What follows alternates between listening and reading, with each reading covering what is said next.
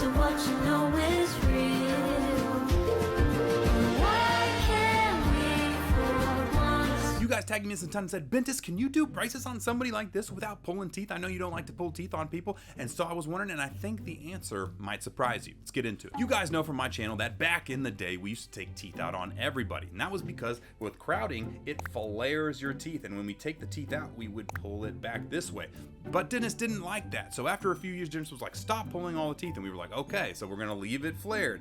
And then the flaring caused gum issues and gum resorption and problems like that. And we said, hey, dentist, this is not a good option either. And then we met in the middle with now where we don't take teeth out that often. We flare it out, and then we use IPR to polish between the teeth and then upright it that way, not taking any teeth out and keeping the teeth perfectly straight without removing 4 premolars. But that being said, there is always an upper limit to where you just can't do it, okay? You just can't do it. The crowding, if it's super severe, will just flare out so much no matter what you do, and then you're gonna have to do so much IPR between the teeth that you're gonna start getting into the dentin layers, and enamel's gonna be causing problems, your teeth are gonna get whittled down and look weird. And so there's at some point where even if somebody like me who doesn't like taking teeth out on people, we gotta pull the trigger at some point. And somebody like this is drastically close to having 4 teeth pulled out almost automatic. That being said too, it looks like she's got some supernumeraries and some extras in there anyway. So one of the things that I check on to see if I need to pull teeth or not, specifically in this case, is 2 things.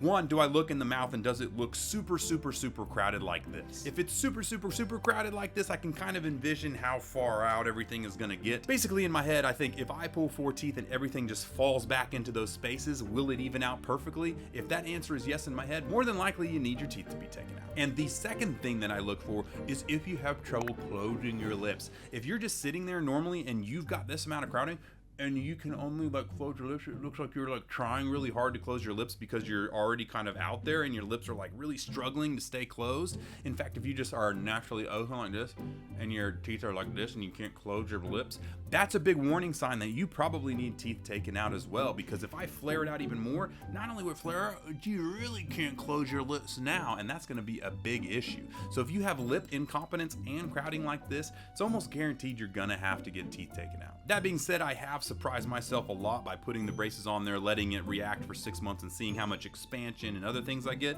And I have surprised myself in not having to take teeth out on some cases I thought I had. So what I would do in this case is I would offer this patient 2 ideas. I would probably urge them to take 4 teeth out specifically in this case, but if they wanted to wait 6 months, see where it went, and then we could decide from there whether we need to pull teeth or not, then we completely could go down that route. It just may add a couple months to treatment. So the answer is yes, I probably would take teeth out on this case and any severe crazy cases like this.